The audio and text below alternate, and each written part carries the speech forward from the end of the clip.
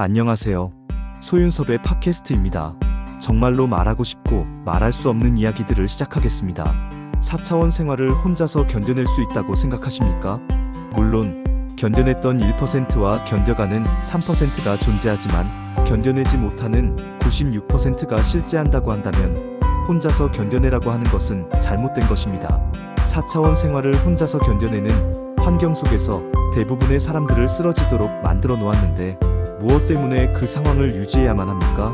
4차원 생활의 폐쇄적인 경우에서는 한국민의 다수가 4차원 생활과 전혀 연관되지 않아서 그럴 수 있었다고 하더라도 개방적으로 변한 경우에서는 모든 한국민에게 확산되는 위기의 상황에서도 대부분은 쓰러질 수밖에 없다고 한다면 4차원 생활의 모든 것을 혼자서 견뎌내라고 하는 것은 옳지 않지요.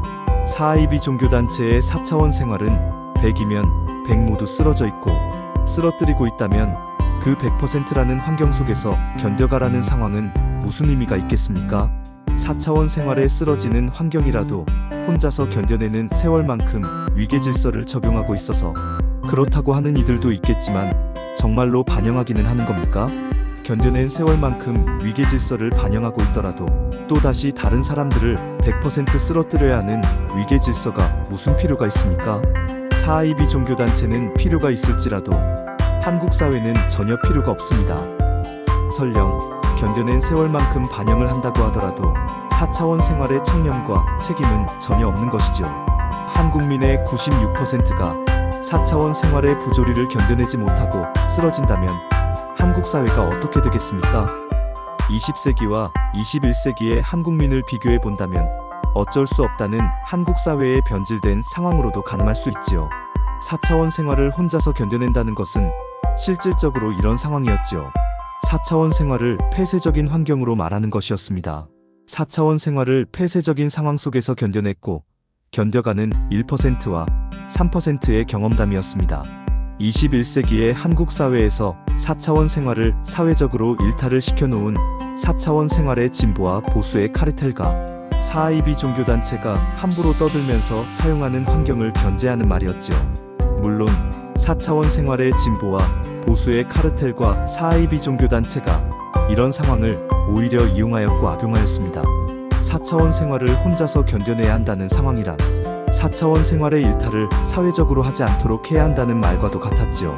4차원 생활에 견뎌냈고 견뎌가는 사람들이 겪었던 피눈물과 억울한 삶은 전혀 모르면서도 4차원 생활의 사회적인 일탈 속에서 집단적으로 함부로 떠들거나 사용하여 사람들을 망가뜨리는 것도 모자라 한국 사회를 개방적으로 바꿔놓았습니다.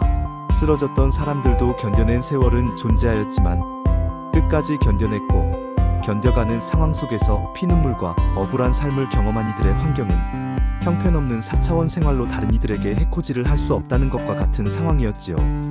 물론 20세기의 한국 사회는 폐쇄적인 환경 속에서 귀신으로 알고 있었던 사람들이 거의 대부분이었지만 4차원 생활을 견뎌냈고 견뎌가는 기반이었던 비사차원 생활의 청렴과 책임이 그 시대 상황의 부조리들을 거부하였기에 4차원 생활의 해코지를 사회적으로 사용하는 것은 생각조차 할 수 없었다는 것입니다. 4차원 생활은 혼자서 겪는 것으로만 알고 있었지요. 오늘날처럼 권력과 돈 그리고 출세와 생계를 차지하기 위하여 4차원 생활을 함부로 사용하고 자리 잡는 상황은 있을 수 없었지요. 물론 20세기의 한국 사회도 4차원 생활의 해코지를 사용하고 권력과 돈 그리고 출세와 생계를 차지하는 상황도 있었겠지만 오늘날처럼 눈 가리고 아웅하는 상황처럼 우리들 주변에서는 흔히 발생할 수 없었습니다. 폐쇄적인 환경에서는 누구도 몰랐기 때문이지요. 그래서 4차원 생활의 해코지와 부조리는 오늘날처럼 다양하거나 많지는 않았습니다. 4차원 생활을 권력과 돈 그리고 출세와 생계를 차지하기 위하여 사용하면 사용할수록 4차원 생활의 해코지와 부조리는 걷잡을 수 없이 많아집니다. 4차원 생활의 가해자들도 4차원 생활의 사실과 진실을 전혀 몰랐던 20세기의 한국 사회는 그만큼 많을 수 없었지요. 확인한 것인가로 물어본다면 21세기 초의 한국 사회에서 오늘날처럼은 4차원 생활을 사용하지 않았다는 것으로 말할 수 있지요.